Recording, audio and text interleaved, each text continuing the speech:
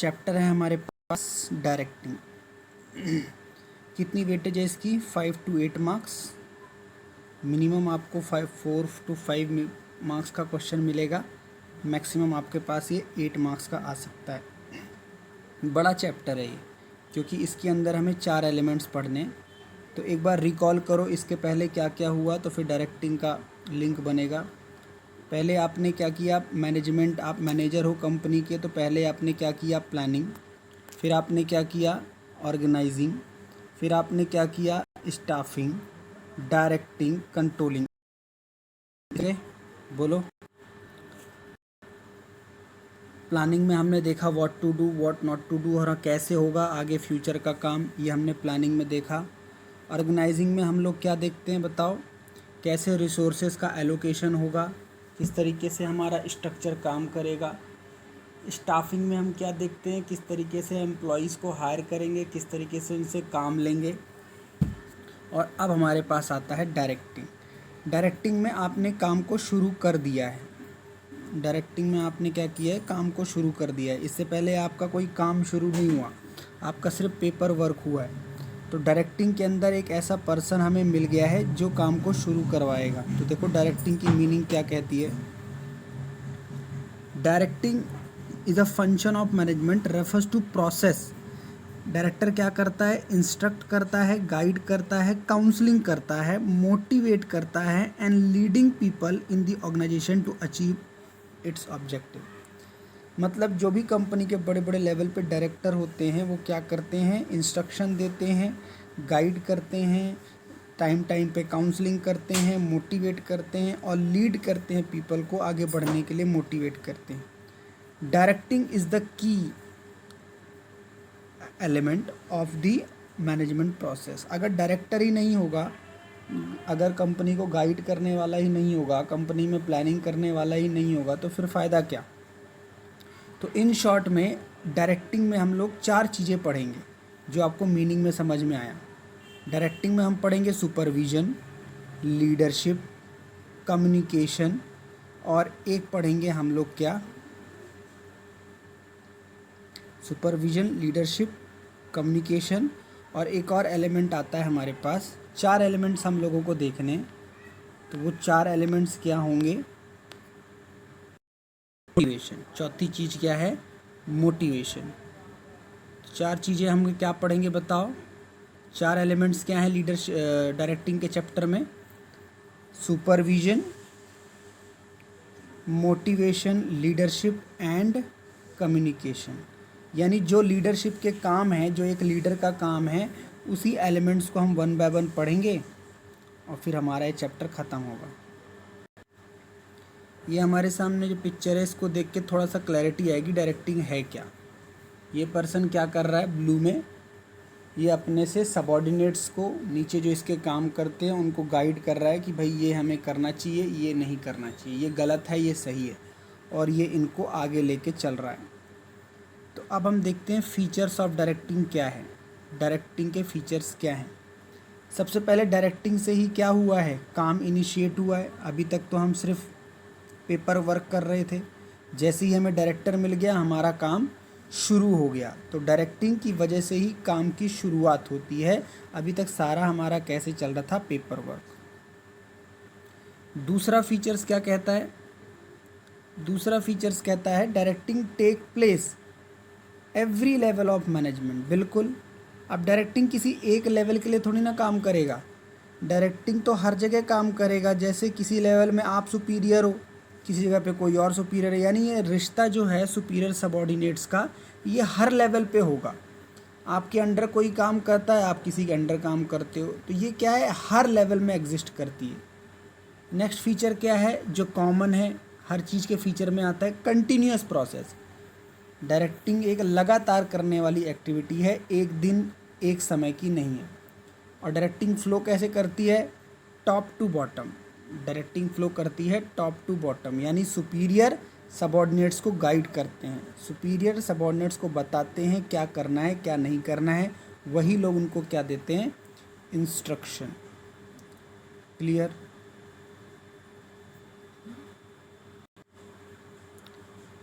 Next हमारे पास आता है एक क्वेश्चन भी एग्ज़ाम में आता है, और इसका डायरेक्ट क्या है, इम्पोर्टेंस ऑफ डायरेक्टिंग।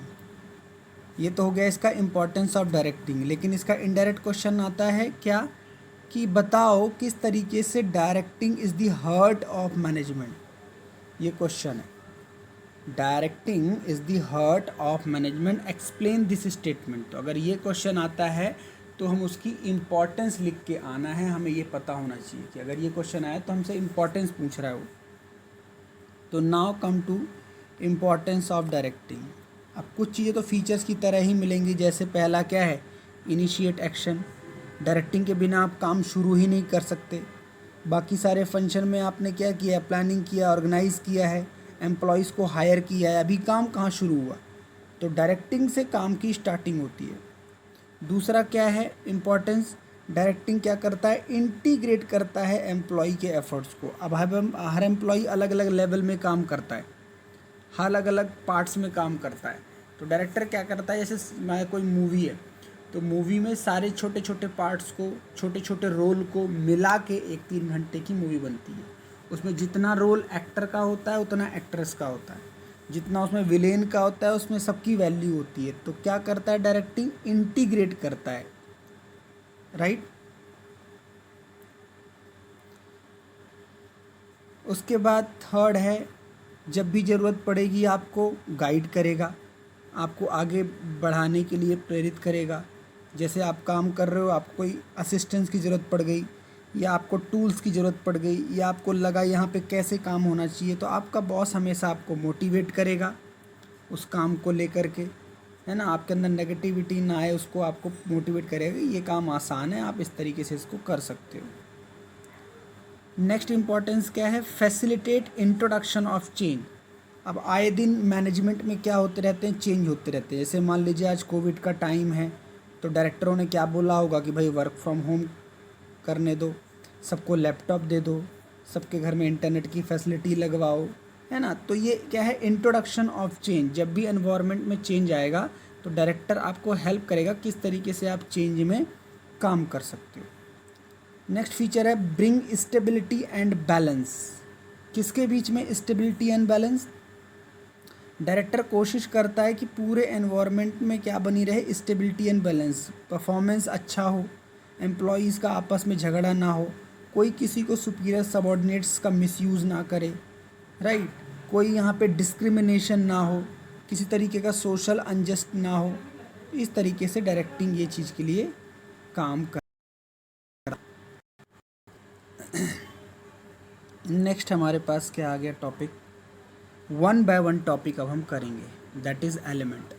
अभी हमने पूरा डायरेक्टिंग के बारे में देखा, अब हम एक एक एलिमेंट को पकड़ेंगे और उसको फिनिश करेंगे, और ये सब सारे एलिमेंट हो जाएंगे तब हमारा डायरेक्टिंग चैप्टर फिनिश हो जाएगा, ठीक है। तो सुपरविजन डायरेक्टिंग का पार्ट है, मोटिवेशन, लीडरशिप एंड कम्युनिकेशन। ये हमारे पास 4 एलिमेंट हैं जिसको हम करेंगे तो हमारा डायरेक्टिंग चैप्टर फिनिश होगा। अब हम पहला एलिमेंट शुरू करते हैं हम लोग, दैट इज़ सुपरविजन। सुपरविजन क्या है, ये सुपरविजन, सुपरविजन का मतलब क्या होता है जी, देखते हैं। सुपरविजन, इसको ब्रेक करते हैं, इसकी मीनिंग।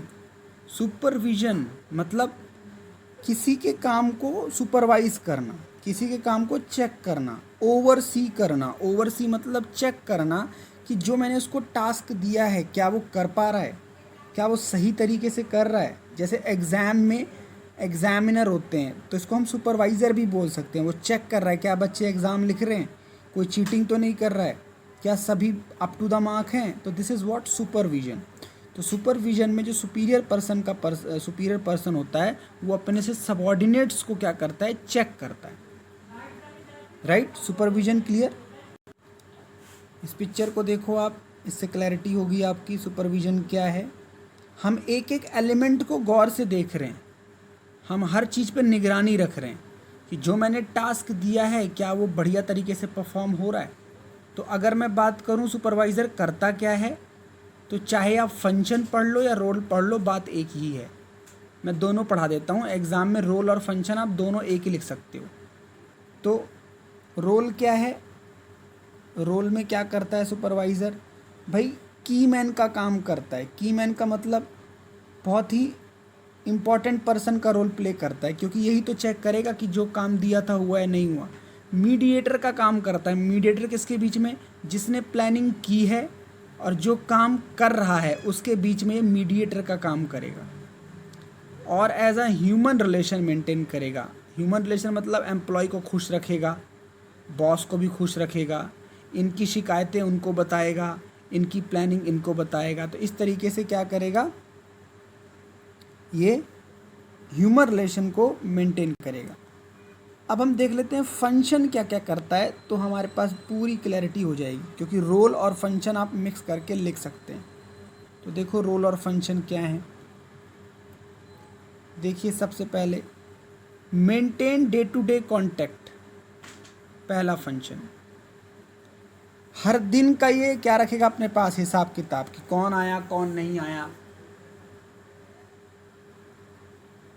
किसने छुट्टी मारी, आज कितना आउटपुट हुआ, कल कितना काम हुआ था। Maintain day to day work, ensure करेगा परफॉर्मेंस ऑफ वर्क, यही बताएगा कि काम कौन कर रहा है, कौन लापरवाही से कर रहा है, कौन ईमानदारी से कर रहा है।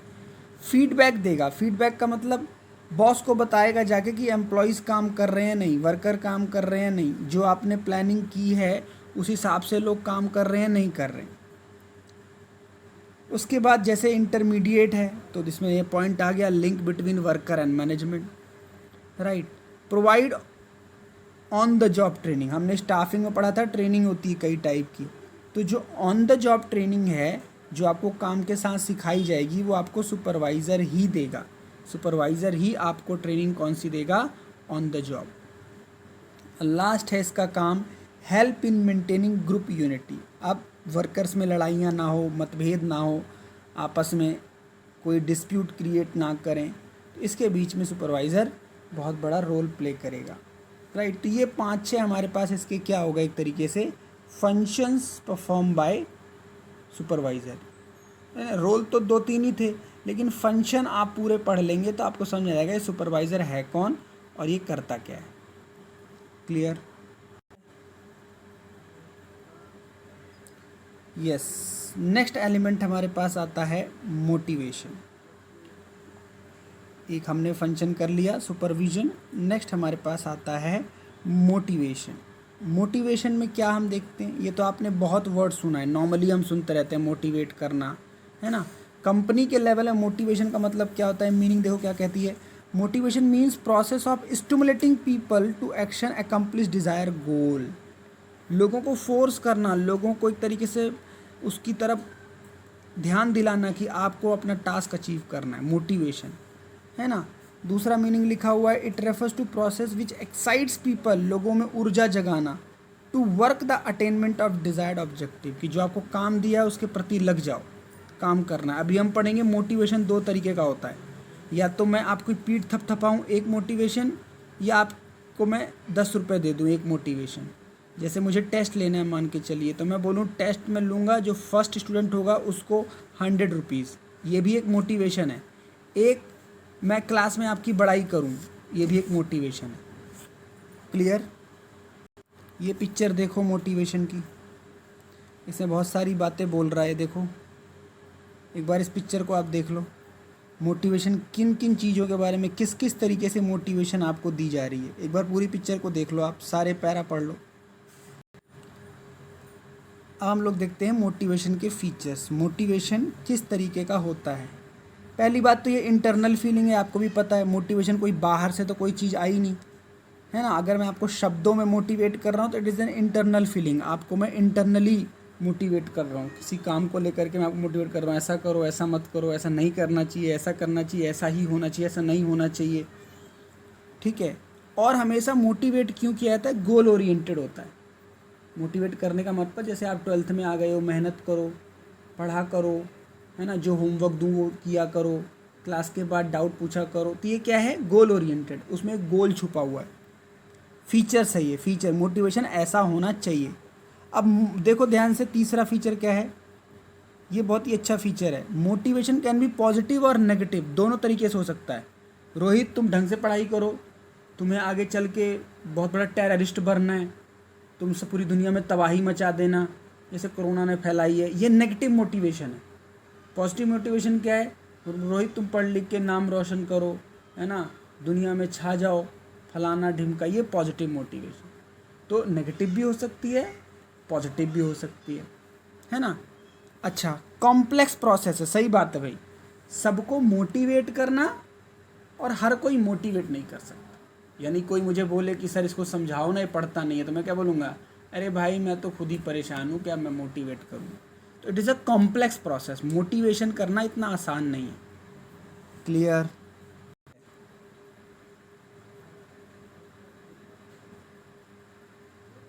देखो important motivation, importance of motivation में कितने पॉइंट्स हैं हमारे पास? 7 पॉइंट्स हैं। देखिए, सबसे पहले मैंने बताया आपको, motivation sets in motion and action people ensure, मतलब गोल के लिए काम करता है, गोल को पाने के लिए, अचीव करने के लिए मोटिवेशन काम करता है, इसलिए इसकी वैल्यू बहुत है। इम्प्रूव करता है परफॉर्मेंस लेवल ऑफ एम्प्लॉई, जब मोटिवेशन होगा तो एम्प्लॉई का परफॉर्मेंस बूस्ट होगा। तीसरा मैंने आपको बताया रेसिस्टेंस टू चेंज, एम्प्लॉई काम को नहीं कर रहा, मना कर रहा है, उसको हम रेसिस्ट करने में, उसको रेसिस्ट ना करे, उसको हम इस तरीके से मोटिवेट करेंगे। एम्प्लॉई कंपनी में छोड़ रहा है, कंपनियों में एब्सेंट हो रहा है, वो कम होगा, एब्सेंटिज्म टर्नओवर कम होगा। पॉजिटिव एटीट्यूड के साथ एम्प्लॉई काम करेगा, पॉजिटिव एटीट्यूड। 6 है supportive work environment, supportive work environment में काम करे, दूसरे का कॉपरेशन और better utilisation of resources. Resources जब भी लिखा आएगा तो हम क्या मान के चलते हैं? रिसोर्सेज मतलब मैन, मनी, मशीन, सबका यूटिलाइजेशन। मैन मतलब लेबर, मशीन मतलब मशीन, और मनी मतलब पैसा। इसका आप सदुपयोग कर सकते हो अगर आप बढ़िया एक कंपनी में मोटिवेटर रखते हो। मोटिवेटर का मतलब हम डायरेक्टिंग की बात कर रहे हो, डायरेक्टिंग के अंदर ये 4 एलिमेंट होने चाहिए। क्लियर?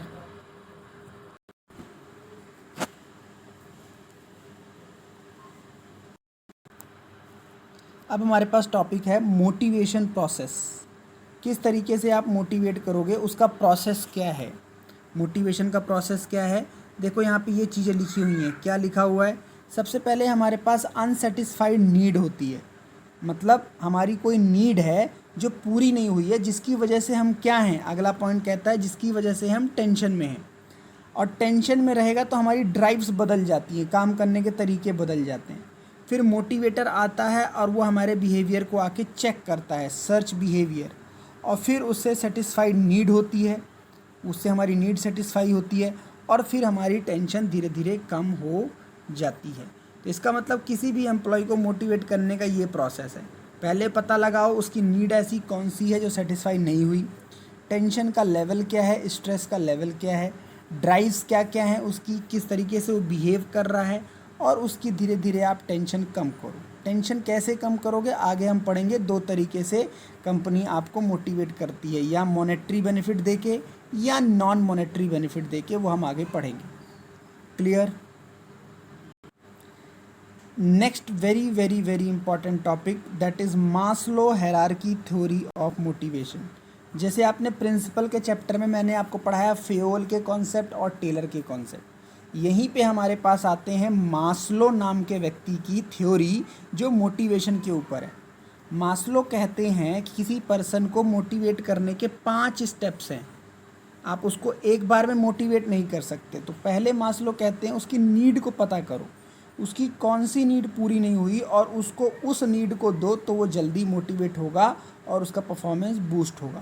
तो पहली नीड मास्लो कहते हैं बेसिक नीड्स। बेसिक नीड्स में क्या क्या होती हैं हमारी, जैसे हंगर, थर्स्ट, शेल्टर, स्लीप, ये सब की बेसिक नीड्स है, रोटी कपड़ा मकान। अगर ये हमारे पास है तो हमारी बेसिक और साइकोलॉजिकल नीड्स पूरी हो जाती हैं। उसके बाद लोगों की नीड्स होती हैं सेफ्टी, जो चीज़ हमारे पास है वो हमारा सिक्योर रहे, सेफ़ रहे। जैसे हमारे पास जॉब तो है, बट क्या हमारी जॉब सेफ़ है, क्या फ्यूचर में हमारे पास काम मिलना कंटिन्यू रहेगा, ये सेफ्टी नीड्स हो गई। उसके बाद मास्लो ने तीसरी नीड क्या बताई है, सोशल नीड्स। सोशल नीड्स का मतलब क्या है कि आप कितना सोशली आपके बारे में लोग केयर करते हैं, आपको सोशल में रिस्पेक्ट मिलती है नहीं मिलती, बिलोंगिंगनेस मिलती है या नहीं मिलती, एक्सेप्ट लोगों ने किया, आपको नहीं किया, आपको रिस्पेक्ट मिलती है, समाज से नहीं मिलती। तो एक आम आदमी ये भी सोचता है।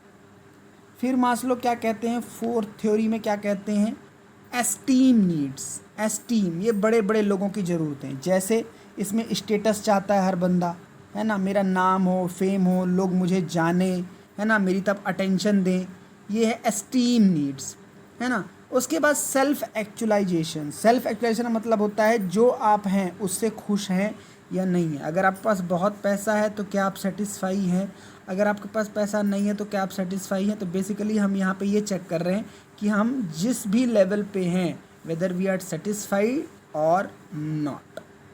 तो ये 5 नीड मास्लो ने बोली। जल्दी से रिकॉल करते हैं 5 नीड क्या थी। देखो सबसे पहले क्या थी बताओ, बेसिक, बोलो मास्लो ने पहली नीड कौन सी बताई, बेसिक या साइकोलॉजिकल नीड, जिसमें रोटी कपड़ा मकान। सेफ्टी जो है वो सेफ रहे। सोशल नीड, समाज में हमें एक दायरा मिले, एक खुशी मिले।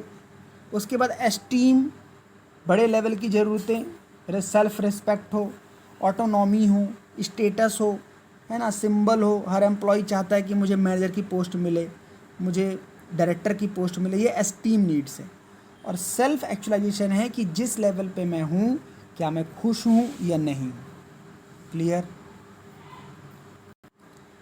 अब देखते हैं ये नीड की कुछ अजम्पशंस हैं, सॉरी इस थ्योरी की कुछ अजम्पशंस हैं। अजम्पशन का मतलब होता है ये चीज़ें लागू होंगी तभी मास्लो की थ्योरी लागू होगी। अब वो क्या चीज़ें हैं, क्या चीज़ हम कांस्टेंट मान रहे हैं। अजम्पशन है हमारी 4 अजम्पशंस हैं। पहला कहता है behaviour being affected by there needs. Behaviour being affected by there needs मतलब नीड के हिसाब से थ्योरी काम करती है। नीड के हिसाब से, अगर नीड ही नहीं है तो ये थ्योरी पिट जाएगी। दूसरा कहता है need of people must be in order और प्रायोरिटी कैन बी मेड। जिस ऑर्डर में हमने पढ़ा है उसी प्रायोरिटी के हिसाब से उस पर्सन की नीड होनी चाहिए।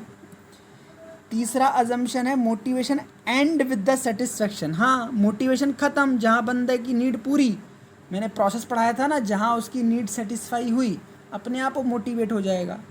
और फोर्थ कहता है people move to next higher need only when lower need is satisfied. बिल्कुल, जब आपकी बेसिक नीड पूरी होगी तभी तो सेफ्टी में जाओगे, जब सेफ्टी नीड पूरी होगी तभी तो सोशल में जाओगे। तो ये हमारी अजम्पशंस हैं, यानी ये जब चीज़ें फुलफिल होंगी तभी हमारा मास्लो का रूल लगेगा। क्लियर। नाउ इंसेंटिव्स, मतलब मोटिवेट करने के लिए कंपनी के पास इंसेंटिव्स हैं, है ना। अब इंसेंटिव कंपनी 2 तरीके से दे सकती है ना।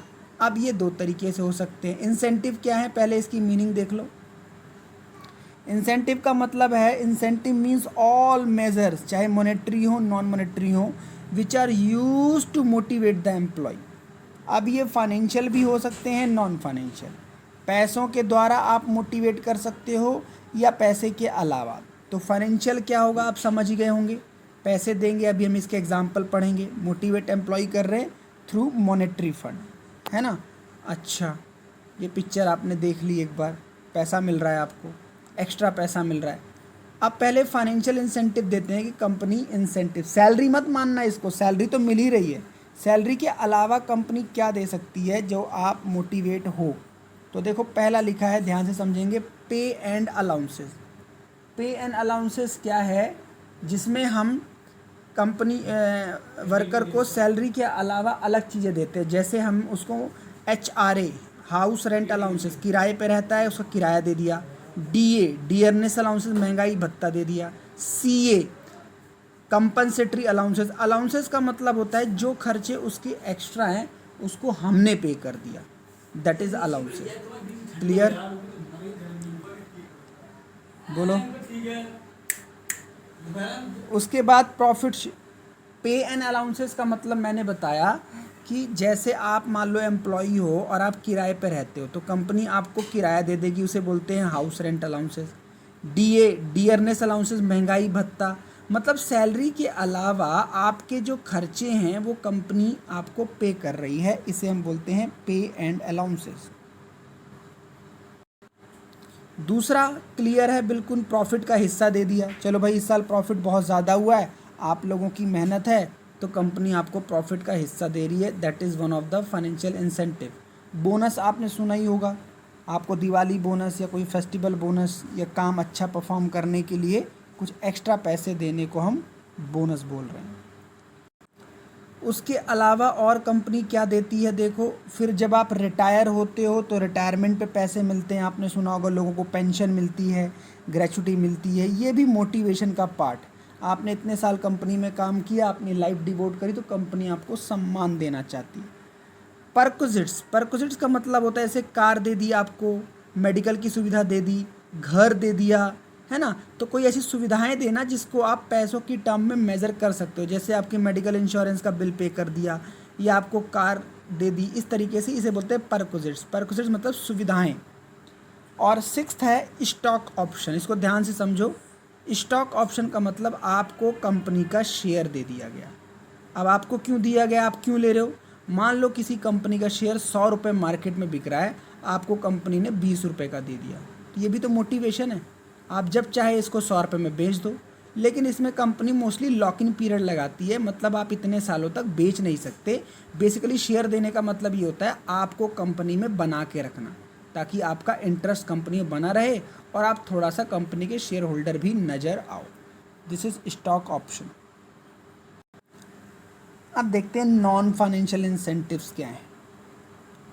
नॉन फाइनेंशियल इंसेंटिव में अगर हम बात करें तो कंपनी क्या दे रही है आपको, पैसे के अलावा और भी तरीके हैं आपको मोटिवेट करने के। तो इसकी डेफिनेशन में क्या लिखा हुआ है देखो, incentive which can not be measured in terms of money but provide psychological and emotional satisfaction of employ.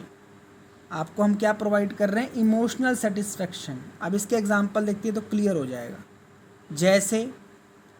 जैसे इसमें क्या हो सकता है हमारे पास, ऐसा क्या कंपनी देगी, तो बहुत सारे एग्जांपल हैं। जॉब सिक्योरिटी, पैसे नहीं मिल रहे लेकिन आपको जॉब सिक्योरिटी मिलेगी कि भाई आपकी जॉब सेफ है। जैसे गवर्नमेंट जॉब में पैसा थोड़ा ज़्यादा मिलता है, आपको जॉब सिक्योरिटी होगी, अब मुझे कोई निकाल नहीं सकता। दूसरा स्टेटस दे दिया आपको, मैंने कहा ना पोजीशन दे देना, कोई भी आपको मैनेजर बना दिया, डायरेक्टर बना दिया या टीम का हेड बना दिया, ये भी एक मोटिवेशन है। रिकॉग्निशन का मतलब होता है किसी काम को लेकर के आपकी वाहवाही करना, अप्रिशिएट करना, परफॉर्मेंस को लेकर के आपको थोड़ा मोटिवेट करना। नेक्स्ट, करियर एडवांसमेंट, इसको ध्यान से समझेंगे। बहुत सारी कंपनी क्या करती हैं, आपको आगे पढ़ाई करने के लिए मौका प्रोवाइड करते हैं, यानी वो आपकी फ़ीस भर देंगी या आपको कोई स्किल सिखाती हैं, जैसे कोई सॉफ्टवेयर चलाना सिखा दिया या आपको फ्यूचर में कोई मशीन सिखा दी जो आपको नहीं आती या आपको फ्यूचर में काम हो सकती है, तो इससे करियर आपका डेवलप होगा। फिर एम्प्लॉय पार्टिसिपेशन, कोई मीटिंग हो रही है उसमें आपको बुला लिया, आपको भी हिस्सा बना लिया और आपसे पूछ रहे हैं क्या करना चाहिए, क्या डिसीजन लेना चाहिए।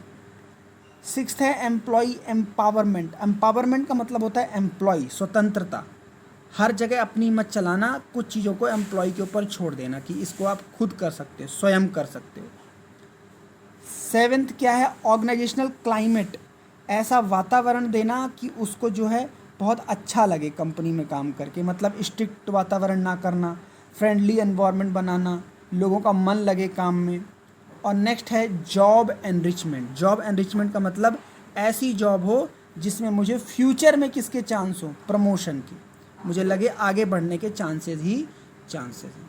तो ये हमारे पास 5-7 एग्जाम्पल हो गए जो पैसे की टर्म में मेज़र नहीं कर सकते आप, लेकिन इससे भी एम्प्लॉय डेफिनेटली क्या होता है, मोटिवेट होता है। क्लियर?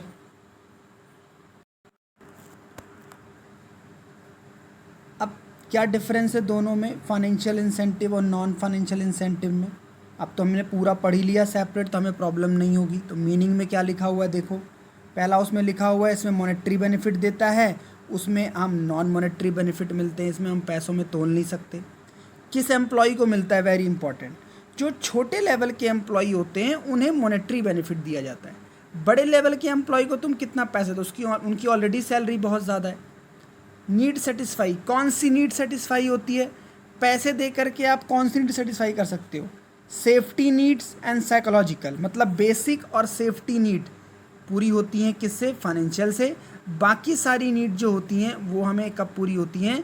जब हम एम्प्लॉय को नॉन फाइनेंशियल इंसेंटिव दे पाते हैं। क्लियर? तो यहाँ तक हमारा पूरा मोटिवेशन ख़त्म। तो मोटिवेशन में देखो हमने लोगों ने क्या देखा? सबसे पहले मीनिंग देखी मोटिवेशन की, फिर मोटिवेशन प्रोसेस देखा हमने, फिर मास्लो की बात करी, और हमने मास्लो से पहले फीचर्स और इम्पोर्टेंस भी देखा। मास्लो के बाद हमने क्या देखा? इंसेंटिव दो टाइप के, फाइनेंशियल और नॉन फाइनेंशियल। क्लियर?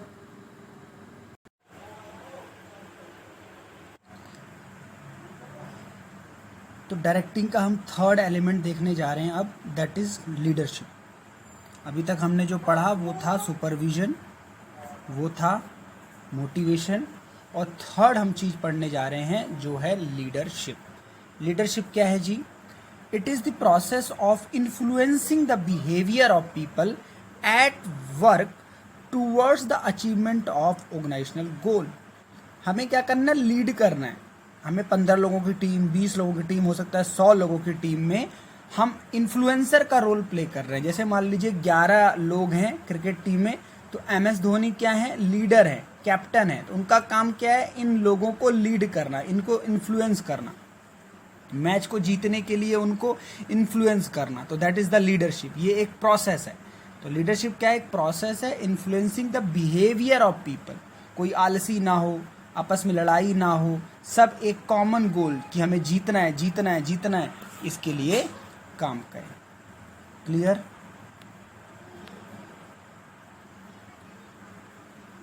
अब एक डायग्राम से आपको और क्लियर होगा। ये देखो डायग्राम, ये डायग्राम आपको बताता है क्या है एक्चुअली में लीडरशिप। आप अकेले नहीं हो, आपके पीछे बहुत लोग हैं जो आप पे क्या है? डिपेंडेंट है। तो आप उन सब को साथ लेके चल रहे हो, ये लीडरशिप है। लोग आपको फॉलो करें। ठीक है? तो एक और डेफिनेशन देखते हैं। इट रेफर्स टू इन्फ्लुएंसिंग, क्या लिखा हुआ है? एक और डेफिनेशन में क्या लिखा हुआ है देखो, it refers to influencing other in such a manner to do what the leader want them to do. Leader वही अच्छा होगा जो लोगों से काम करा सके, अपनी टीम से काम ले सके।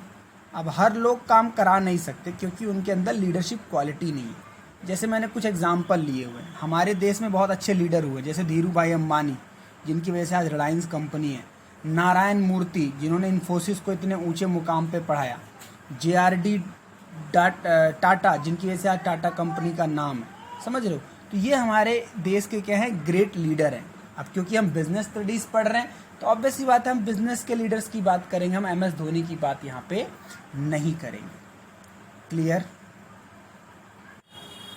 अब जो डेफिनेशन पार्ट आपने देख लिया, उससे फीचर्स का पार्ट भी क्लियर हो जाएगा आपको कि लीडरशिप के फीचर्स क्या होंगे, ये आपको क्लियर हो जाएगा। तो जो जो मीनिंग में थे, ये एक इन्फ्लुएंसिंग प्रोसेस है, आप समझ गए। इन्फ्लुएंस करना है, लोगों को काम करने के लिए प्रेरित करना है, टारगेट अचीव करने के लिए प्रेरित करना है। दूसरा बिहेवियर चेंजिंग प्रोसेस है, हमें लोगों के बिहेवियर को चेंज करना है, उनको बताना है कि अगर आप इस तरीके से काम करोगे तो गोल अचीव होगा। तीसरा ये इंटरपर्सनल रिलेशन है बिटवीन लीडर एंड फॉलोअर्स। मैंने बताया ना, आप अकेले नहीं हो, आप पे डिपेंड है कई लोग। आप लीडर हो और आपको कई लोग फॉलो कर रहे हैं। अगर आप ही गलत तरीके से काम करोगे तो कंपनी भी गलत तरीके से जाएगी। और हम सबका काम क्या है? एक कॉमन गोल अचीव करना। जैसे टाटा का एक गोल है, रिलायंस का एक गोल है ना? हर कंपनी गोल के हिसाब से काम करती है। तो लीडरशिप ऐसी होनी चाहिए कि उस गोल को अचीव करने के लिए काम करे। क्लियर? यहाँ तक। नेक्स्ट कॉन्सेप्ट करें। नेक्स्ट कॉन्सेप्ट क्या आ गया आपके पास? इम्पॉर्टेंस। लीडरशिप की इम्पॉर्टेंस क्या है, क्यों ज़रूरी है लीडरशिप? तो उसी फीचर्स को थोड़ा दूसरे सेंस में लिखो। क्या? पहला, help in guiding and inspiring employee. अब MS धोनी ही नहीं होगा तो लोगों को अप्रिशिएट कौन करेगा, लोगों को एक तरीके से अप्रेजल कौन देगा? तो ये लीडरशिप की क्वालिटी है। इससे क्या होता है कि हमारे जो फॉलोअर्स हैं, एक 10-20 लोगों को एक इंस्पिरेशन मिलती है। दूसरा इम्पोर्टेंस क्या है? Secure cooperation of member of organisation. है ना। एक टीम में जब आप काम करते हो तो उसमें कुछ मैनेजर्स भी होते हैं, कुछ लीडर्स भी होते हैं, कुछ सबऑर्डिनेट्स होते हैं, कुछ सुपीरियर होते हैं।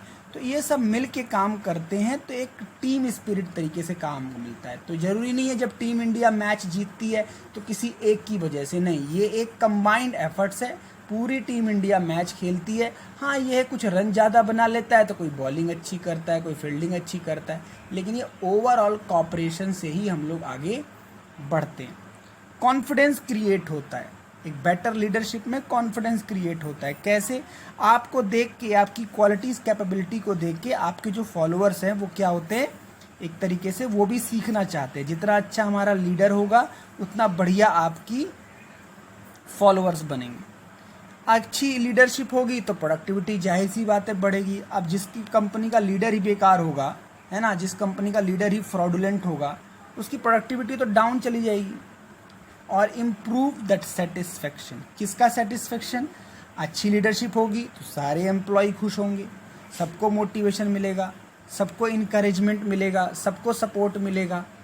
इस तरीके से ये पॉइंट भी हमारा क्लियर हो गया। तो that is the importance of leadership. Leader के बिना काम नहीं हो सकता, लीडर ही चाहिए, तभी हम आगे बढ़ पाएंगे। क्लियर? यानी qualities of a good leader, एक गुड लीडर की क्या क्वालिटी होनी चाहिए। तो आप ऐसे इस पॉइंट को पढ़िए, सारे पॉइंट्स को ऐसे मान के पढ़िए कि हर इंसान में कौन सी क्वालिटी होनी चाहिए, बस ऐसे समझ लो आप, हर इंसान में क्या क्वालिटी होनी चाहिए, वही एक अच्छा लीडरशिप में क्वालिटी। एक बार सारे पॉइंट्स को आप देख लो, एक बार फटाफट मैं आपको बता देता हूँ, फिर आगे चलते हैं।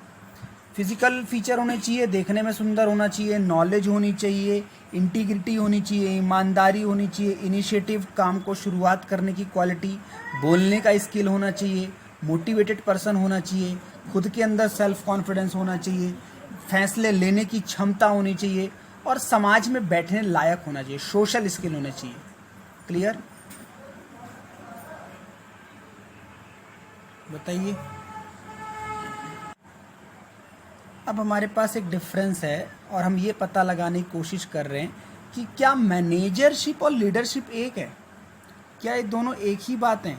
क्या मैनेजर होना और लीडर होना इज़ अ सेम? तो माय आंसर इज़ नो। कैसे नो? देखो पढ़ते हैं। पहला है बेसिस ऑफ एग्जिस्टेंस। मैनेजरशिप कब आती है? ये एक फॉर्मल ऑर्गेनाइजेशन के थ्रू आती है। आपको मैनेजर बनाया जाता है जब आप एक फॉर्मल सिस्टम में काम करते हो। लीडरशिप जरूरी नहीं है आपको बनाया जाए।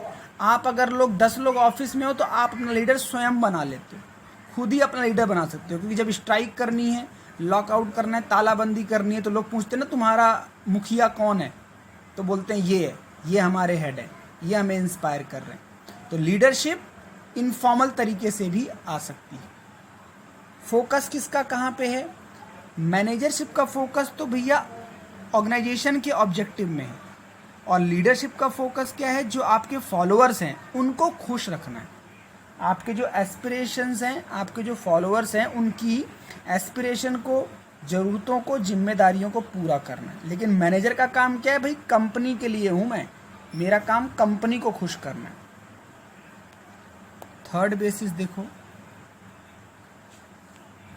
थर्ड बेसिस क्या कहता है? अथॉरिटी। अथॉरिटी, अब ये फॉर्मल ऑर्गेनाइजेशन से है तो फॉर्मल अथॉरिटी, ये इनफॉर्मल से है तो इनफॉर्मल अथॉरिटी। इनफॉर्मल का मतलब क्या हुआ? फॉलोअर्स जो होंगे खुद ही अपने ऑर्डर ले सकते हैं और उसको फॉलो कर सकते हैं। लेकिन भैया मैनेजर का ऑर्डर तो मानना पड़ेगा ना, जो मैनेजर ने बोला you all have to follow. Scope, कितना स्कोप है? मैनेजरशिप वाइड है, लीडरशिप इसका एक पार्ट, समझे आप? मैनेजरशिप वाइड है, हो सकता है अगर आप मैनेजर हो तो लीडर भी हो, लेकिन जरूरी नहीं कि अगर आप लीडर हो तो मैनेजर भी हो। No no no no. Clear? चलें आगे। Next concept very very important, जिससे केस स्टडी आती है एग्जाम में, और वो है लीडरशिप स्टाइल। इससे केस स्टडी आती है, आपको ये पता करना होता है कि इस केस स्टडी में ये कौन सी स्टाइल फॉलो कर रहा है। तो ओवरऑल हमारे पास 3 स्टाइल है, तीन स्टाइल कौन सी, एक ऑटोक्रेटिक, एक डेमोक्रेटिक और एक laissez fair. One by one देखते हैं, ठीक है, बड़े आराम से देखेंगे। पहले आप डायग्राम देख लो, डायग्राम देखोगे समझ में आएगा। ये है एक टाइप की लीडरशिप, जिसमें डायग्राम देख के क्या पता लग रहा है, जो बोलूँगा वही करना है।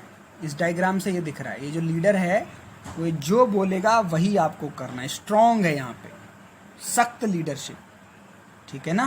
तो इसे बोलते हैं ऑटोक्रेटिक लीडरशिप। अब इसको थोड़ा सा पढ़ लेते हैं, ऑटोक्रेटिक लीडरशिप के बारे में पढ़ लेते हैं तो हमें समझ में आ जाएगा। पिक्चर हमने देख ली, अब देखो ये, an autocratic leader gives order and insist that they are obeyed. Order देता है और ये कहता है जो बोलूँगा होना चाहिए टाइम से। ही डिटरमिन द पॉलिसी, खुद ही पॉलिसी बनाता है लीडर, और पूछता भी नहीं है, ज़्यादा आपसे मतलब नहीं रखता। इसका दूसरा नाम क्या है, 1 मार्क्स में आएगा, बॉस सेंटर्ड स्टाइल। इसे बॉस सेंटर्ड बोलते हैं। बोलिए क्लियर। अब ये देखते हैं कि ये टाइप की लीडरशिप कब फायदेमंद है, यानी सख्त होना कब फायदेमंद है, यानी इसकी एडवांटेज डिसएडवांटेज देखते हैं। तो भाई अगर आपको क्विक डिसीजन लेना है, जल्दी फैसले लेने हैं, तो ये लीडरशिप बढ़िया है। अगर आपको सेटिस्फैक्ट्री वर्क चाहिए, जो आप चाहते हो वही हो, सब कुछ आपके कंट्रोल में हो, सब कुछ आपके देखा सीखी में हो, तो आपको ऑटोक्रेटिक लीडरशिप फॉलो करना चाहिए। क्लियर। ये हुई एडवांटेज, ये हुई एडवांटेज। अब इसके कैरेक्टरिस्टिक्स अलग चीज़ हैं, यानी इस लीडरशिप फॉलो करने के फ़ायदे क्या हैं। सेंट्रलाइज अथॉरिटी है, सिंगल मैन डिसीजन है, किसी पूछने की ज़रूरत नहीं है, और रॉन्ग बिलीफ रिगार्डिंग एम्प्लॉई, मतलब एम्प्लॉई अपने आप में कुछ मान नहीं सकता, क्योंकि हर चीज़ कौन ऑर्डर करेगा, ऑटोक्रेटिक लीडर। एम्प्लॉई अपने आप में कुछ मान नहीं सकते, उन्हें हर चीज़ कहाँ से ऑर्डर आएगी, बताओ, अपने लीडर से। क्योंकि हमारे पास 3 टाइप की लीडरशिप है, इसलिए हो ही नहीं सकता कि सब में डिसएडवांटेज ना हो। तो ऑटोक्रेटिक की क्या डिसएडवांटेज है, देखो, पहला लैक ऑफ मोटिवेशन। अगर ज़्यादा स्ट्रिक्ट लीडर मिल जाएगा तो एम्प्लॉयज़ का मोराल और मोटिवेशन डाउन हो जाएगा। बड़ा सख्त लीडर मिला है भाई इस बार तो मोटिवेशन कम हो जाता है। एजिनेशन बाय एम्प्लॉय, एजिनेशन का मतलब क्या होता है, अब क्योंकि आप ही सारे फैसले ले रहे हो, एजिनेशन मैं समझा रहा हूँ, क्योंकि आप ही सारे फैसले ले रहे हो, एम्प्लॉय से पूछ नहीं रहे हो, एम्प्लॉयज़ की वैल्यू नहीं दे रहे हो, तो इसमें क्या होता है, एम्प्लॉय फिर एक तरीके से ज़्यादा क्रिएटिव तरीके से काम नहीं करता। अगर इसी को आप उल्टा करेंगे, अभी हम पढ़ेंगे डेमोक्रेटिक, उसमें लीडर क्या करता है, आपसे फॉलो अप करवाता है। वो कहता है कि आप भी शामिल हो जाओ, जो फैसले ले रहे हैं आप बताओ क्या करना चाहिए। तो इसके ये डिसएडवांटेज है। क्लियर।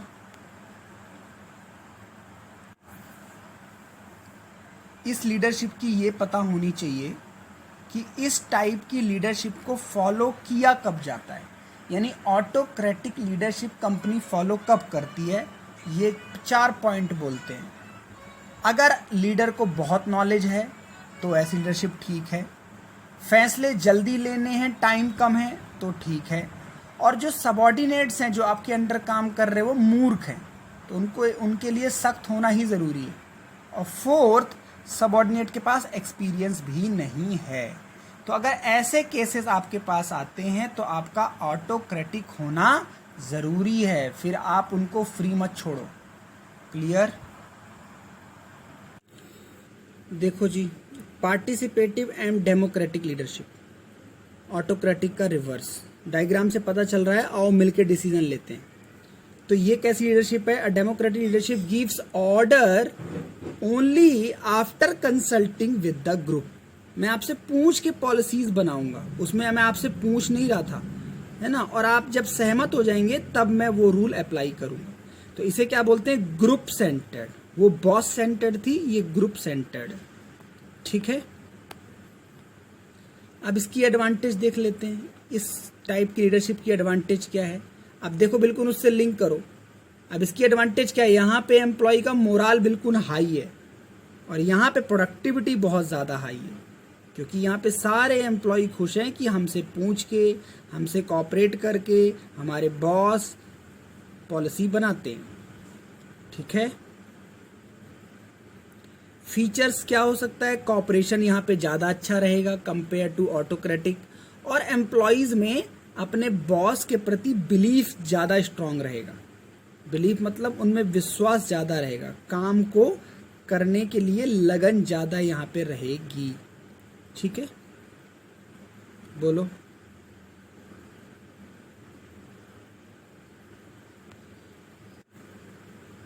इसकी कितनी डिसएडवांटेज है देखो इस पॉलिसी की। हमारे पास सबसे पहला, भाई ये लीडरशिप तभी चल सकती है जब सबॉर्डिनेट्स थोड़ा बहुत क्या हों, पढ़े लिखे हों। हम उनसे पूछेंगे कब? जब वो समझदार होंगे तभी तो, वरना पूछेंगे क्यों? और यहाँ पे डिले हो सकता है, सबकी सुनने में टाइम कंज्यूम होता है। तो इसका मतलब ये लीडरशिप तभी फॉलो करनी है जब हमारे पास टाइम क्या हो, सफिशिएंट हो, एक्स्ट्रा हो। क्लियर? बोलिए।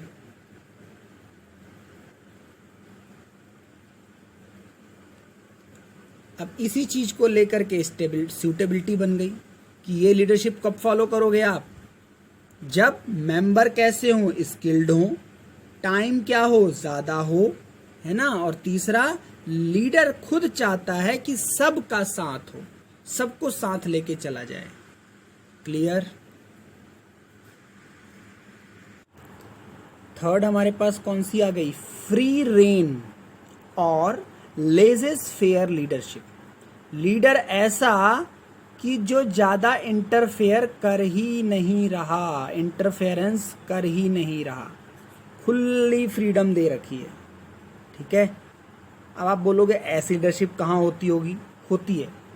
पहले इसका बैकग्राउंड देखते हैं। A free rein leadership gives complete freedom to the subordinates. Such a leader avoid use of power. अपनी पावर का यूज ही नहीं कर रहा। It means no interference in the activities of subordinates. मतलब ऐसा लीडर जो कहता है भैया मैं आपका लीडर तो हूं, लेकिन आप लोग अपना काम करके मुझे बता देना, मैं आपकी एक्टिविटी में कोई ऑर्डर, कोई रूल, कोई पॉलिसी नहीं बनाऊंगा। अब आपको ये समझ में नहीं आ रहा होगा कि ये पॉलिसी फॉलो कब होती है, तो इसकी एडवांटेज डिसएडवांटेज देख लेते हैं तो समझ में आ जाएगा। पहले देखते हैं इसकी एडवांटेज। देखें,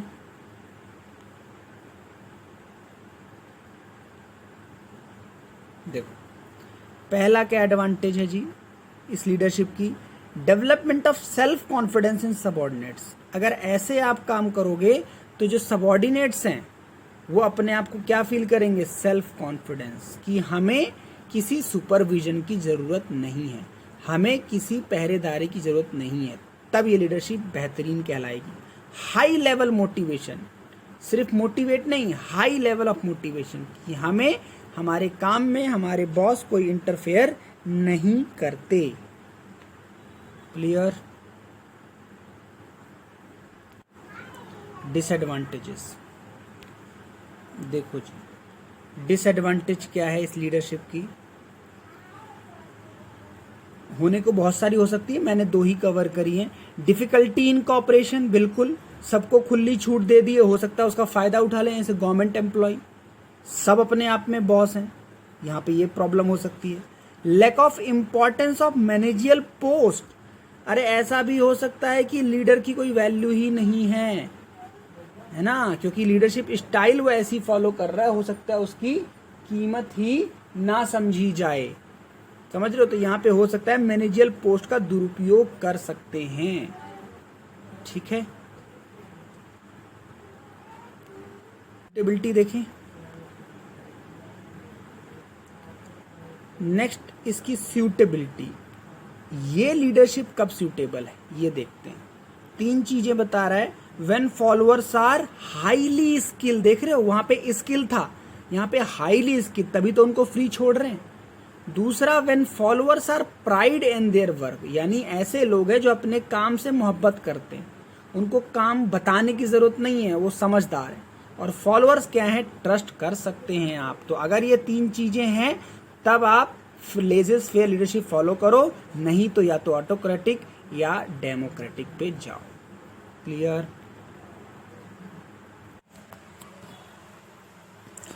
उसके बाद ये कंपैरिजन आता है तीनों टाइप की लीडरशिप का, राइट। ये तीनों टाइप की लीडरशिप का कंपैरिजन आता है। इसको आप यहाँ पे वीडियो को रोक के और एक बार सेल्फ रीडिंग मार सकते हैं, इसमें किसी पॉइंट में प्रॉब्लम नहीं आएगी, राइट। इसको आप यहाँ पे पॉज करके वीडियो को पढ़ लीजिए। इसमें 7 या 8 पॉइंट्स हैं, आई थिंक 7 पॉइंट्स हैं।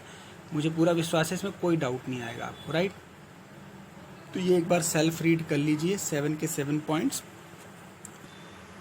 तो हमारा यहाँ पे लीडरशिप पूरा ख़त्म हो जाएगा। क्लियर?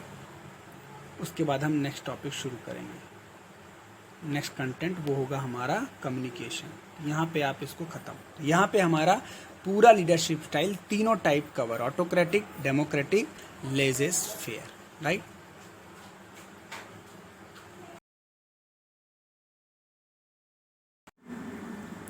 आज हम टॉपिक करेंगे कम्युनिकेशन। कम्युनिकेशन अब हमारे पास टॉपिक आ चुका है। कम्युनिकेशन में हमारा मतलब क्या है, पहले हम ये देखते हैं कि डायरेक्टिंग के कितने एलिमेंट्स हम लोग अभी तक कर चुके हैं। तो डायरेक्टिंग के हम लोग एलिमेंट्स कर चुके हैं कितने? सबसे पहले सुपरविजन, फिर क्या किया था बताओ, मोटिवेशन, फिर क्या किया था, लीडरशिप। अब हम लोग क्या करने जा रहे हैं, कम्युनिकेशन, SMLC। डायरेक्टिंग के 4 एलिमेंट हैं, SMLC, supervision, motivation, leadership, communication.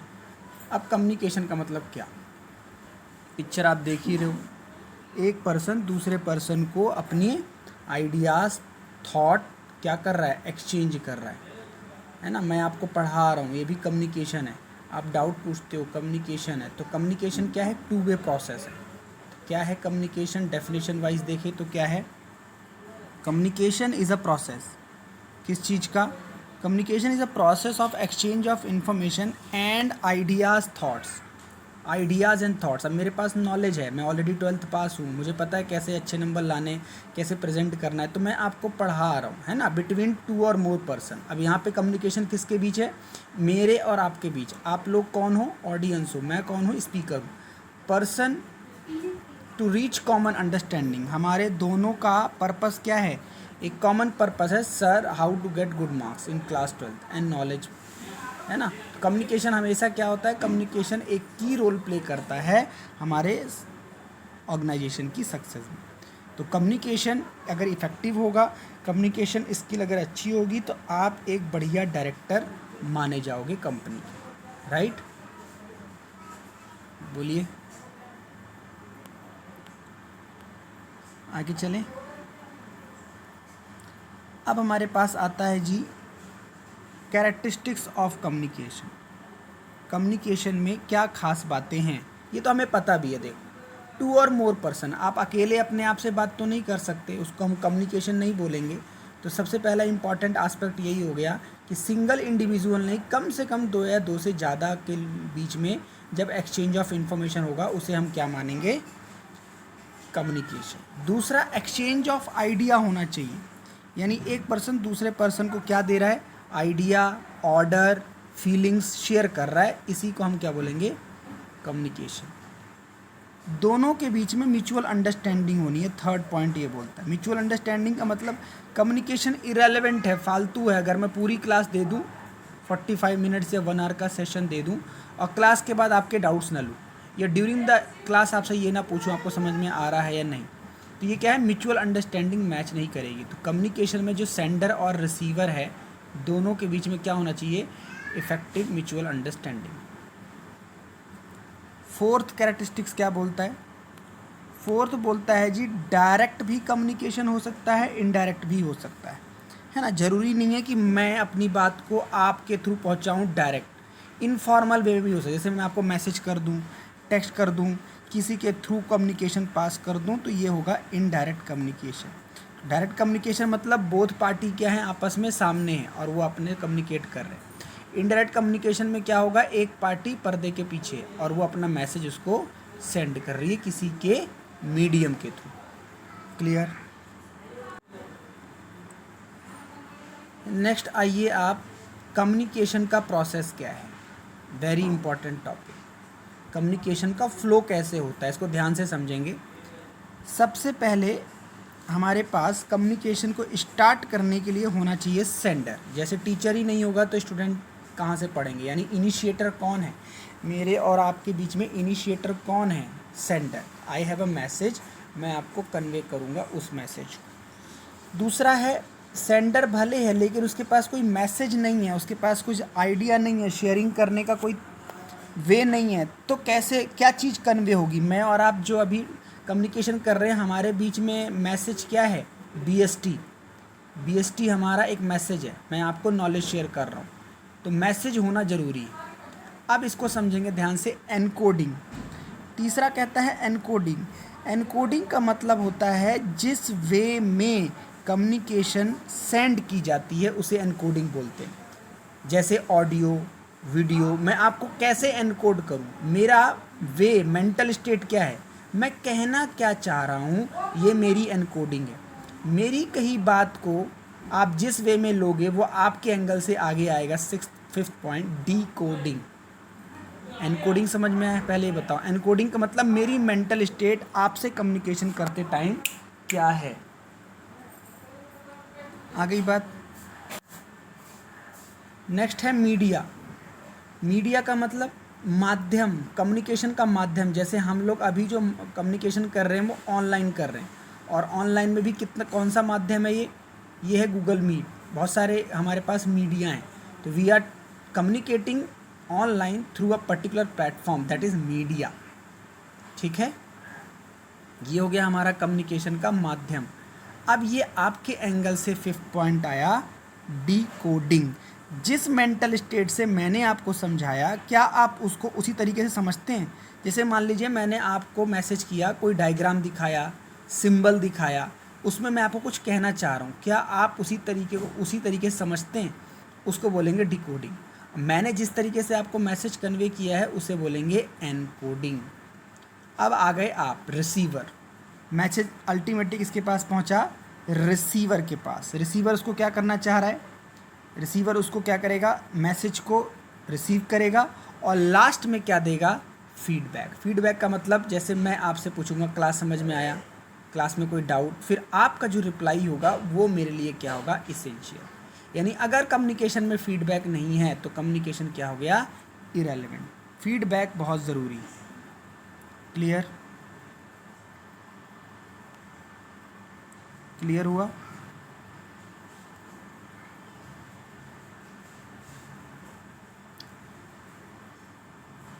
अब देखो इसको शॉर्ट में एक बार देखते हैं। ये हो गया हमारे पास इसका शॉर्ट वर्जन। मान लीजिए सेंडर कौन है, मैं अपना एग्जांपल लेके चल रहा हूँ, टीचर। मैसेज क्या है, आपको नॉलेज देना। एनकोडिंग क्या है, मैं नोट से पढ़ाने की कोशिश कर रहा हूँ कि आपको मेरे नोट से समझ में आ जाए। जबकि अदर सब्जेक्ट में किससे पढ़ा रहा हूँ, किसी और के नोट से, किसी और की बुक से। अकाउंट्स कैसे पढ़ा रहा हूँ, किसी और तरीके से। तो ये एनकोडिंग है। अब क्या पता आपको बीएसटी ज़्यादा समझ में आती हो, अकाउंट ज़्यादा कंफर्टेबल हो, इकोनॉमिक्स में आप कहते हो सर वो बुक से ही ज़्यादा अच्छा होता है, ये आपकी डिकोडिंग है। मीडिया का मतलब ऑनलाइन ऑफलाइन ये माध्यम है पढ़ाने के, उसके अंदर गूगल मीट। रिसीवर कौन है, आप। और फीडबैक मुझे क्या देंगे आप, या तो मार्क्स लाएंगे, अच्छे मार्क्स लाएंगे इसका मतलब मैंने बढ़िया पढ़ाया, बुरे मार्क्स लाएंगे मतलब घटिया पढ़ाया। ठीक है, और पूरे कम्युनिकेशन में जो एक चीज़ परेशान करेगी उसको हम आगे देखेंगे, बैरियर्स, नॉइस। नॉइस का मतलब हल्ला नहीं, बैरियर्स। बैरियर्स का मतलब इस पूरे कम्युनिकेशन को इफ़ेक्टिव होने में कई सारी ऐसी चीज़ें हैं जो परेशान करेंगी। अब ऑफिस के एंगल से हम लोग इसको पढ़ेंगे अलग टॉपिक में, बैरियर्स ऑफ इफ़ेक्टिव कम्युनिकेशन। मतलब कम्युनिकेशन को बीच में इंटरप्ट करते हैं, बाधा डालते हैं, इफ़ेक्टिव कम्युनिकेशन नहीं हो पाती। किसमें, एक सुपीरियर और सबऑर्डिनेट, बॉस और एम्प्लॉय के बीच में कम्युनिकेशन में हर्डल्स आती हैं। ये हमारा हो गया कम्युनिकेशन प्रोसेस। नेक्स्ट हमारे पास आता है कम्युनिकेशन के टाइप कितने। जैसे ऑर्गेनाइजेशन के स्ट्रक्चर कितने थे, दो, फॉर्मल इनफॉर्मल। कम्युनिकेशन भी दो तरीके से होता है, फॉर्मल इनफॉर्मल। जैसे एजुकेशन की बात करें तो एजुकेशन जो स्कूल में ले रहे हो आप, that is formal education. Coaching क्या है, इनफॉर्मल एजुकेशन। ठीक है, फॉर्मल इनफॉर्मल में मतलब क्या है, जिसमें रूल्स हैं रेगुलेशंस हैं, बहुत सारे आपको नियम फॉलो करने हैं, फॉर्मल कम्युनिकेशन। इनफॉर्मल में रूल्स रेगुलेशंस कम हैं। तो कम्युनिकेशन में अब हम देखते हैं फॉर्मल और इनफॉर्मल को डीपली। जैसे मान के चलिए ये डायग्राम देखिए, ये जो मीटिंग हो रही है ये एक फॉर्मल मीटिंग है, यहाँ एक डिसीजन लिया जा रहा है, यहाँ का टाइम फिक्स रहा होगा, प्लेस फिक्स रहा होगा, कौन कम्युनिकेट करेगा, कौन सुनेगा, ये फिक्स रहा होगा, कौन इम्प्लीमेंट करेगा। This is formal communication. तो फॉर्मल कम्युनिकेशन क्या है, मीनिंग देखो। फॉर्मल कम्युनिकेशन के बारे में क्या कह रहा है, formal communication refers to official communication, मतलब की बातें, इंपॉर्टेंट बात, take place following the channel design in the organisation. और ये कहाँ होगा, जिस ऑर्गेनाइजेशन स्ट्रक्चर में आप काम करते हो। जैसे यही लोग अगर कहाँ बैठे होते, यही लोग अगर बैठे होते कहाँ, कैफेटेरिया में, है ना, बात कर रहे होते, गप्पे शप्पे मार रहे होते, लेकिन तो फिर ये कम्युनिकेशन कौन सा है, इनफॉर्मल कम्युनिकेशन। लेकिन ये मीटिंग रूम है, ये मीटिंग हॉल है, यहाँ ज़रूरी रेलेवेंट बातें ही हो रही होंगी, तो इसे हम क्या बोल रहे हैं, following the channel design in the organisation. यानी फॉर्मल चैनल में जो कम्युनिकेशन होगा उसे हम फॉर्मल कम्युनिकेशन ही मानेंगे। क्लियर।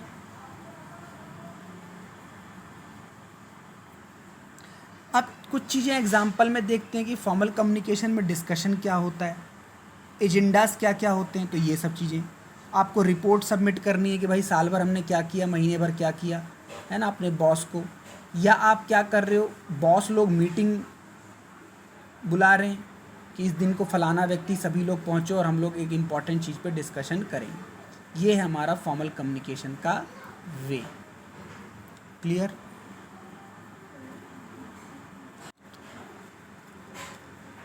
नेक्स्ट चले, कम्युनिकेशन के कैरेक्टरिस्टिक्स क्या हैं, कैसे पता चलेगा ये जो कम्युनिकेशन हो रहा है ये फॉर्मल कम्युनिकेशन है, ये इनफॉर्मल ना होके फॉर्मल है। तो कुछ इसकी इंपॉर्टेंट बातें हैं, ये ओरल भी हो सकता है, रिटन भी हो सकता है। जैसे मीटिंग होती है तो कुछ चीज़ें हम लिख के देते हैं, कुछ चीज़ें हम ओरली ही डिस्कस कर लेते हैं। दूसरा, it is link with the rules, so it is called for formal. इसमें मैंने बताया ना बहुत सारे रूल्स हैं, मीटिंग का टाइम, मीटिंग एंड का टाइम, मीटिंग में क्या डिस्कस होगा, हर चीज़। तो ये क्या है, फॉर्मल कम्युनिकेशन, ये इसकी कैरेक्टरिस्टिक्स है।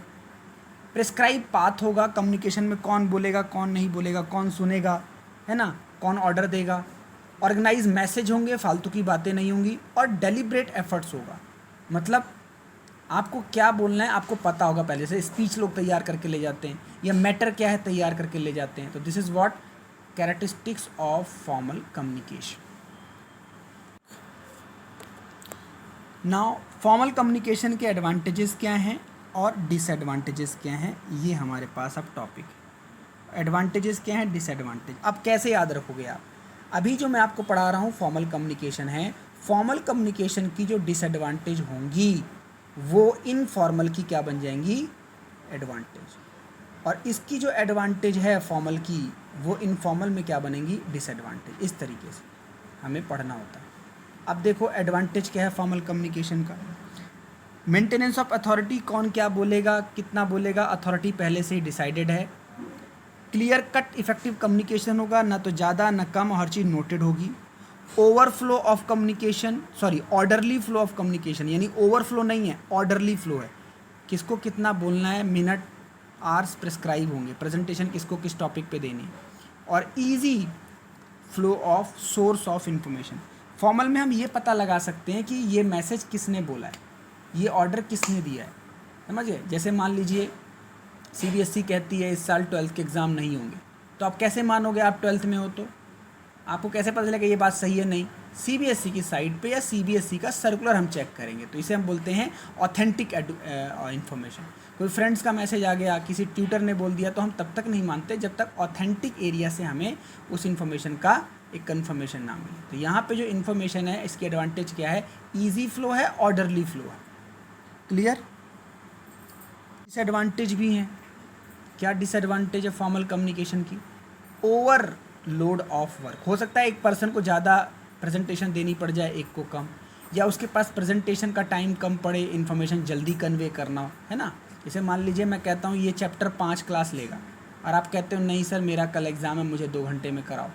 तो ये क्या है, फॉर्मल में हो सकता है ओवरलोड हो जाए, डिस्टॉर्शन ऑफ इंफॉर्मेशन मतलब इंफॉर्मेशन फॉर्मल एक पर्सन से दूसरे पर्सन में जाते जाते कम हो गई या मिसमैच हो गई या मिसअंडरस्टूड हो गई, ऐसा यहाँ हो सकता है ना। और इनडिफरेंस ऑफिसर, हर किसी का जो उसका इंटरप्रिटेशन है वो अलग अलग हो सकता है। एक पर्सन दूसरा समझ गया कुछ और वो दूसरा समझ गया, इसे बोलते हैं इनडिफरेंट ऑफिसर्स। यानी मैंने कुछ और समझा, आपने, मैं समझाना कुछ और चाह रहा हूँ और आप कुछ और समझ रहे हो। फॉर्मल में ऐसा हो सकता है। क्लियर। अब हमारे पास टॉपिक है classification. Classification of formal communication, यानी फॉर्मल कम्युनिकेशन ऑफिसेज में कितने टाइप का देखा जाता है ना। तो इसे हम बोलते हैं क्लासिफिकेशन। तो क्लासिफिकेशन में हमारे पास एक डायग्राम है, ये डायग्राम देखते हैं। डाउनवर्ड, अपवर्ड, हॉरिजॉन्टल, डायगोनल, है ना। अब इसको हम बेसिकली दो कैटेगरी में बांटते हैं। दो कैटेगरी क्या हो सकती है कम्युनिकेशन की? बेसिकली दो ही कैटेगरी है, एक वर्टिकल और एक क्या बोलेंगे, हॉरिजॉन्टल। वर्टिकल का मतलब क्या? वर्टिकल का मतलब बैलेंस शीट का फॉर्मेट क्या होता है? वर्टिकल, टॉप टू बॉटम, इसे हम बोलते हैं vertical communication. Upward downward communication जहाँ होता है उसे हम क्या बोलते हैं? Vertical communication. जैसे मैं और आप, मैं आपसे सुपीरियर हूँ, आई हैव नॉलेज, मैं आपसे कम्युनिकेशन कर रहा हूँ, आप कई लोगों से, ये क्या है? Upward communication. अपवर्ड, समझ रहे हो? सॉरी, ये है डाउनवर्ड कम्युनिकेशन। एक सुपीरियर लेवल का पर्सन अपने सबॉर्डिनेट से कम्युनिकेट कर रहा है, इस तरीके से। ये क्या बन जाएगा बताइए? वर्टिकल में कौन सा बनेगा? ये डाउनवर्ड कम्युनिकेशन। वर्टिकल में भी डाउनवर्ड कम्युनिकेशन। और इसका उल्टा जब हो, जब अपने सबॉर्डिनेट्स जो हैं हमें रिपोर्ट करेंगे, अपने काम को बताएंगे, तो उसे हम बोलेंगे अपवर्ड कम्युनिकेशन। जैसे आपको छुट्टी चाहिए तो आप बॉस को लिखोगे, तो जैसे लीव के लिए छुट्टी लिखना क्या हो गया? अपवर्ड कम्युनिकेशन, है ना। मीटिंग मैंने बुलाई, मैंने आपको ऑब्जेक्टिव समझाया कंपनी का, ये क्या है? Downward communication. ये वर्टिकल के दो पार्ट हो गए। क्लियर। इसका रिवर्स हमारे पास है हॉरिजॉन्टल। हॉरिजॉन्टल कम्युनिकेशन में क्या होगा? जैसे एक पैरेलल लाइन होती है उस तरीके से कम्युनिकेशन हो रहा है।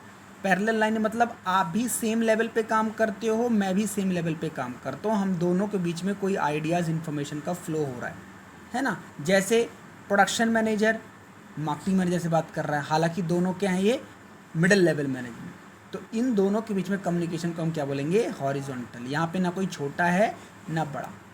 क्लियर। अब यहाँ पे प्रॉब्लम क्या होंगी, मुद्दे क्या डिस्कस हो रहे होंगे?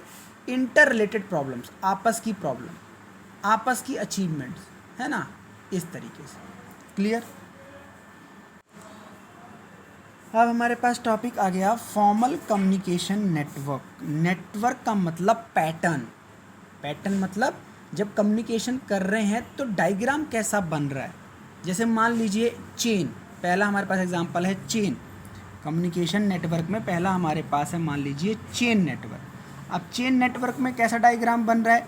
एक इन्फॉर्मेशन एक पर्सन से दूसरे पर्सन से, तीसरे से चौथे से पाँचवें छठे, इसे हम चेन कम्युनिकेशन बोलते हैं। समझ गए आप? इसे हम चेन कम्युनिकेशन बोलते हैं। एक होता है व्हील।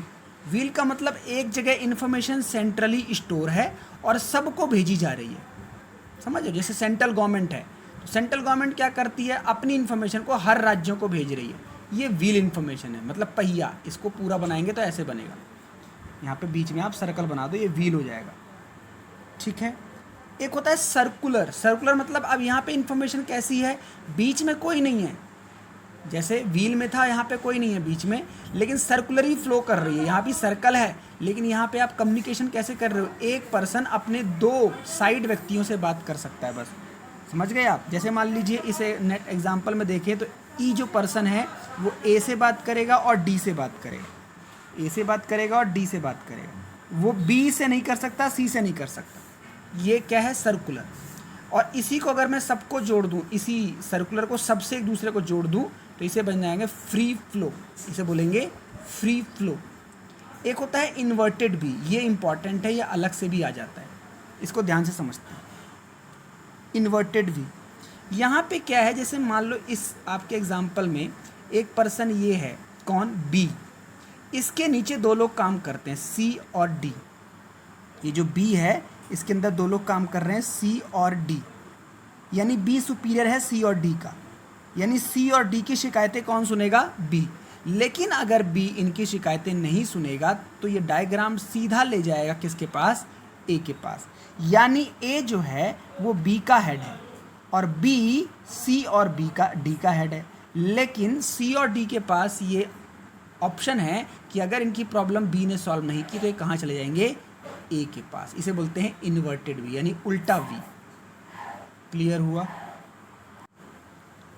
अब हम आते हैं इनफॉर्मल कम्युनिकेशन। क्या है इनफॉर्मल कम्युनिकेशन जी? जैसे आपने फॉर्मल पढ़ा उसमें सिस्टमेटिक रूल थे, रेगुलेशंस थे। इनफॉर्मल कम्युनिकेशन में क्या होता है, रूल्स रेगुलेशन कम होते हैं। अभी याद ये रखना है, इनफॉर्मल कम्युनिकेशन को grapevine channel of communication कहते हैं। ये 1 मार्क्स में मैम आपसे पूछेंगे, ठीक है। इनफॉर्मल कम्युनिकेशन को grapevine channel of communication भी कहते हैं। इसकी डेफिनेशन क्या कह रही है, communication will take place without following formal line of communication. यहाँ फॉर्मेलिटी है ही नहीं, है ना, है ना, यहाँ पे कोई अथॉरिटी है ही नहीं, तो इसे हम क्या बोलते हैं, इनफॉर्मल कम्युनिकेशन। जैसे फैमिली मेम्बर्स की आपस की बातचीत, या ऑफिस के लोग हैं लेकिन बात कहाँ कर रहे हैं, कैफेटेरिया में। कैफेटेरिया मतलब जहाँ लोग लंच वगैरह करते हैं, तो ऑफिस के एंगल से उसको कैफेटेरिया कहते हैं, है ना। It take place without following formal lines of communication, यानी मैं बोलूँ स्केलर चेन का जो प्रिंसिपल है वो बिल्कुल यहाँ फॉलो नहीं होता, इनफॉर्मल कम्युनिकेशन। क्लियर। ये डायग्राम हमारे पास जो है ये हमें बहुत कुछ बयां करता है कि यहाँ पे हैं ये ऑफिस के ही लोग जो काम करते हैं, सब ऑफिस के हैं, लेकिन ये मीटिंग में थोड़ी ना बैठे, इंपॉर्टेंट बातें थोड़ी ना कर रहे हैं, ये पर्सनल टॉक्स कर रहे हैं। है तो इन्फॉर्मेशन ही, है तो कम्युनिकेशन ही, लेकिन ये कौन सी इन्फॉर्मेशन है, इनफॉर्मल कम्युनिकेशन। अब इसकी एडवांटेज डिसएडवांटेज हम पढ़ेंगे अभी। क्लियर हुआ आपको। अब इसके कैरेक्टरिस्टिक देखते हैं, कैसे पता चलेगा इनफॉर्मल कम्युनिकेशन है। तो कैरेक्टरिस्टिक इसके मेरे पास 2 हैं। एक फॉर्मेशन थ्रू सोशल रिलेशन। अब यहाँ पे फ्रेंड्स रिलेशन में आप कम्युनिकेशन कर रहे हो। एक है क्विक रिलाई। इनफॉर्मल में क्या होता है, हम जल्दी से रिलाई कर लेते हैं कि हमारा फ्रेंड्स बोल रहा है ना। जैसे किसी फ्रेंड ने बोला कल क्लास नहीं है, हाँ मान लिया, क्विक रिलाई कर लेते हो आप। फॉर्मल से ज़्यादा यहाँ रिलाई लोग कर लेते हैं, यानी मान लेते हैं बात को, सच्चा समझ लेते हैं, है ना। सीबीएसई के इस साल पेपर नहीं होंगे, जल्दी से उसको एक्सेप्ट कर लिया, क्विक रिलाई, है ना। तो कैरेक्टरिस्टिक्स ये है, सोशल रिलेशन के बेस पे बनते हैं और इस पे जल्दी से लोग भरोसा कर लेते हैं। क्लियर। अब इसके मेरिट डीमेरिट करते हैं, जिसको आप एडवांटेज डिसएडवांटेज भी कह सकते हो। करें मेरिट डीमेरिट। अब याद रखना आप, जो फॉर्मल के एडवांटेज डिसएडवांटेज को क्रॉस देखना आप, मैं समझाता जाऊंगा। सबसे पहले कैरी इन्फॉर्मेशन रैपिडली, इसकी इन्फॉर्मेशन बड़ी तेज़ी से स्प्रेड होती है ना। इसमें फीडबैक जल्दी मिलती है। अभी जैसे मैंने पिक्चर दिखाई थी, तुरंत पता लगेगा कौन सामने वाला क्या कह रहा है। और help to clarify official message, यानी जो चीज़ें ऑफिशियल लेवल में क्लियर नहीं हो पाई, यानी मीटिंग में क्लियर नहीं हो पाई, आप साथ में लंच करके डिनर करके आपस में क्लियर कर लेते हो। इसे हम बोलते हैं help to clarify official message, right. अब डिसएडवांटेज पे आ जाओ, डीमेरिट।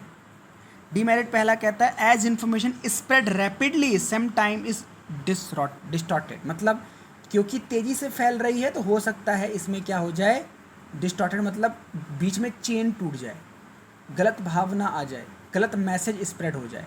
और मोस्ट इंपॉर्टेंट डीमेरिट इसका क्या है, इसमें गॉसिप ज़्यादा है, रूमर्स ज़्यादा हैं। रूमर मतलब इसमें झूठ बातें ज़्यादा फैलाई जाती हैं। और थर्ड, इन्फॉर्मेशन में हैम्पर वर्क एनवायरनमेंट। अगर आप इन्फॉर्मेशन कम्युनिकेशन पर रिलाई करते हो तो आप इस पे वर्क एनवायरनमेंट हमारा हैम्पर होता है, ठीक है। क्लियर। अब करते हैं इनफॉर्मल कम्युनिकेशन के हमारे पास नेटवर्क कितने हैं। जैसे फॉर्मल के नेटवर्क पढ़े थे हमने, यहाँ पे ही सेम है ना, काफ़ी हद तक यहाँ पे सेम मिलेगा, लेकिन क्योंकि इनफॉर्मल है तो इसका पैटर्न डिफरेंट बनेगा। जैसे पहला तो चेन है सेम, जैसे फॉर्मल में चेन बनी थी, एक ने दूसरे को बताया, दूसरे तीसरे, एक तरीके चेन बनती चली गई। यहाँ पे नया क्या मिला, गॉसिप। गॉसिप मतलब जैसे मैं अगर आपसे एक क्लास में पूरा टाइम पास कर रहा हूँ तो ये गॉसिप बन जाएगा। लेकिन नॉर्मल क्लास में कम्युनिकेशन कौन सा है, फॉर्मल में व्हील पैटर्न का है, समझ रहे हो आप, व्हील पैटर्न में कम्युनिकेशन है, मैं बीच में हूँ और आपको इन्फॉर्मेशन दे रहा हूँ। लेकिन इसी तरीके से ए बैठा हुआ है इस कम्युनिकेशन में और सबसे क्या कर रहा है, इरेलेवेंट टॉक कर रहा है, मतलब गॉसिप, ठीक है ना। तो ये गॉसिप एक नेटवर्क बनता है। एक बनता है प्रोबेबिलिटी। प्रोबेबिलिटी का मतलब होता है कि ये समझ में नहीं आता कि कम्युनिकेशन कौन किससे करेगा, ये पास ऑन किसको की जाएगी। और एक बनता है क्लस्टर। तो ये दोनों को हम पढ़ लेते हैं लास्ट के दो वालों, बाकी तो हम समझ ही गए। क्लस्टर और एक बार हम प्रोबेबिलिटी नेटवर्क पढ़ लेते हैं।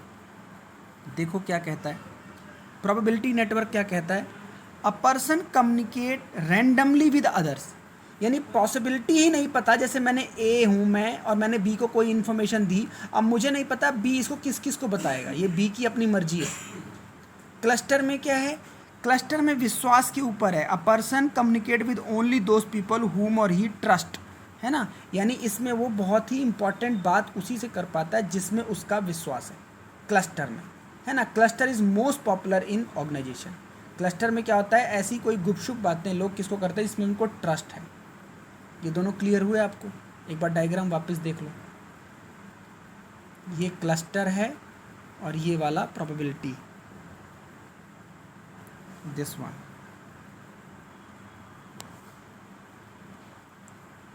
प्रोबेबिलिटी क्लस्टर, समझ में आया। दोनों सेम लग रहे होंगे प्रोबेबिलिटी क्लस्टर, लेकिन मैंने इसलिए रीड करा दिया, क्लस्टर में हम अपना ट्रस्टवर्दी पर्सन ढूंढ के आगे कम्युनिकेट करते हैं, प्रोबेबिलिटी में मुझे नहीं पता ए किससे कम्युनिकेट करेगा। क्लियर।